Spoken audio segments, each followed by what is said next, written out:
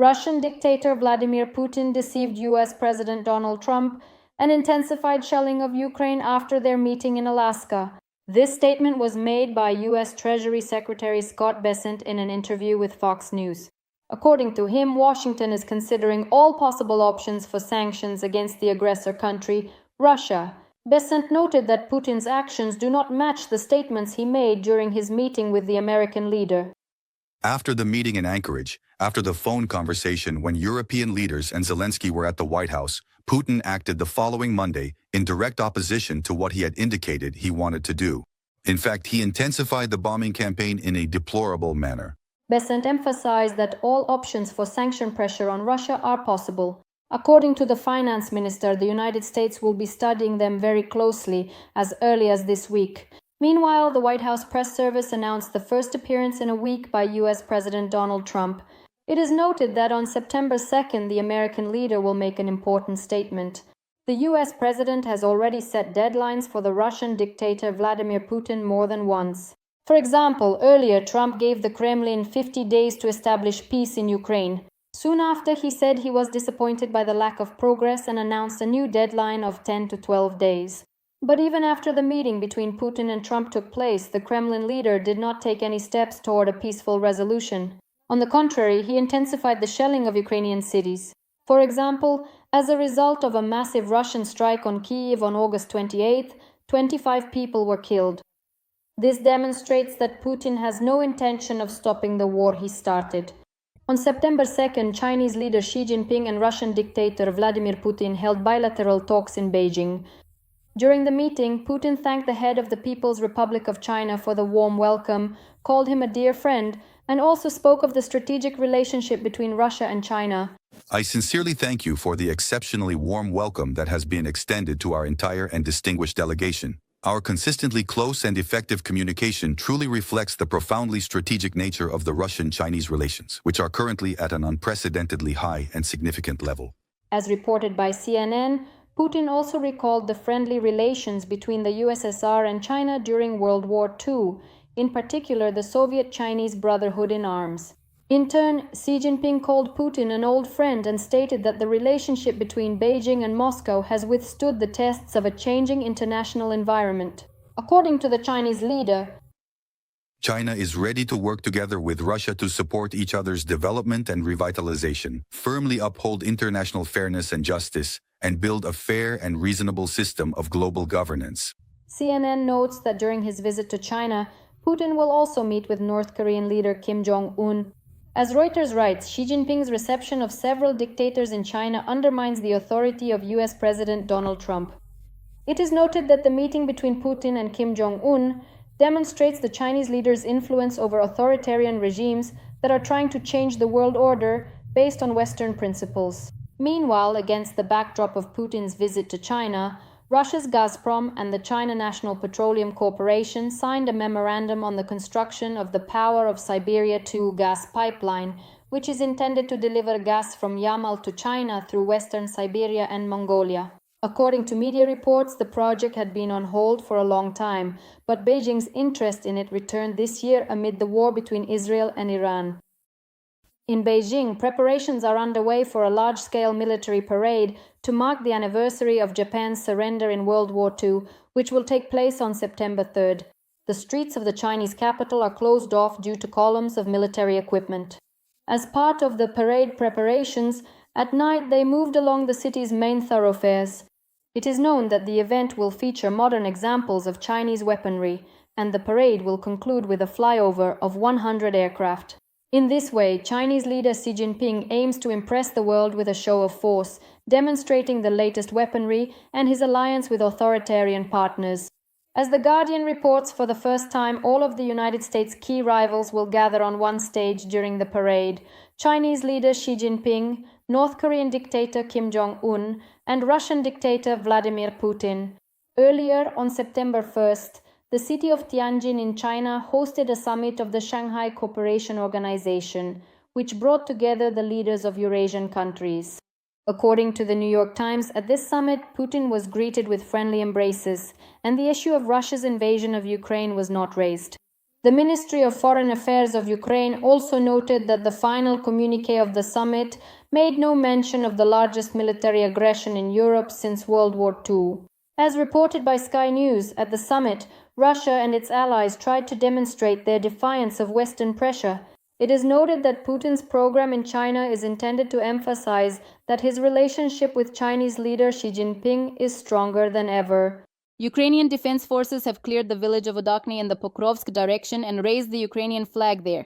This was reported by the General Staff of the Armed Forces of Ukraine. The General Staff also confirms that Ukrainian troops have liberated the settlement of Novoye Ekonomichnoye in the Donetsk region.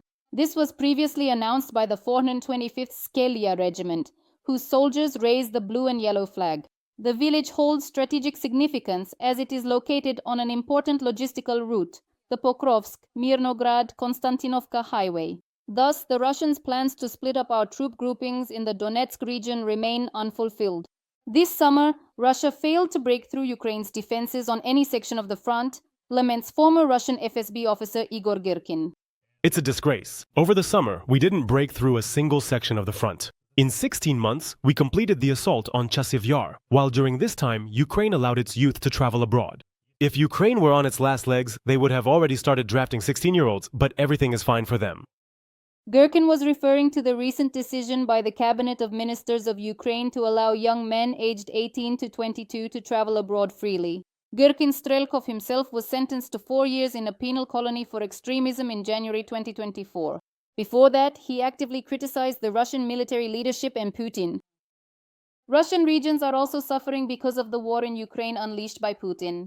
Rostov-on-Don came under attack by UAVs on the night of September 2nd. Local residents reported 15 explosions. They hit Yelani. I actually saw the drone. Fires broke out in 2 apartment buildings. According to local authorities, there were no casualties. The Russian Ministry of Defense reported that supposedly 13 UAVs were intercepted and destroyed over the Rostov region during the night. Turkish President Recep Tayyip Erdogan stated that he discussed ways to end the war with Putin in China and by phone with Ukrainian President Volodymyr Zelensky. According to him, the leaders are not yet ready for direct negotiations. Erdogan emphasized that the potential for peace remains and that Turkey supports a gradual increase in the level of negotiations. However, the conditions for a meeting between the leaders are not present at this time. Earlier, Turkish President Recep Tayyip Erdogan held a telephone conversation with Ukrainian President Volodymyr Zelensky. The leaders discussed the peace process, bilateral relations, and regional security. Erdogan wrote about this on the social network X. During the conversation, Erdogan stated that Ankara is ready to continue facilitating the end of the war. The Turkish leader also stated that Russia must return the illegally occupied Crimea to Ukraine. Recep Tayyip Erdogan assured that Turkey's support for Ukraine's territorial integrity, sovereignty, and independence is unwavering. The return of Crimea to Ukraine by Russia is a requirement of international law, the Turkish president emphasized. Meanwhile, Russian ruler Putin made a number of absurd statements during a meeting with Slovak Prime Minister Robert Fico in China. He claimed that Russia allegedly did not strike Ukrainian energy infrastructure, especially during the winter period. According to him, Russia supposedly tolerated Ukrainian strikes on Russian energy facilities for a very long time, and only then began to respond. We tolerated it for a very long time when Ukrainian forces were constantly striking our energy facilities. After that, we started to respond. Putin, who previously blackmailed Europe with supplies of cheap Russian gas, advised Eastern European countries to cut off gas and oil supplies to Ukraine in order to stop Ukrainian attacks on energy infrastructure. Putin, who unleashed the bloodiest war in Europe in the last 80 years, also assured Fico that supposedly any reasonable person understands perfectly well that Russia has no intention of attacking anyone. According to the Russian dictator, the Russian Federation has never objected to Ukraine's membership in the EU, but NATO is a different matter. In addition, Putin declared his readiness to cooperate with American representatives at the Zaporizhzhia nuclear power plant, which Russia illegally occupied in 2022.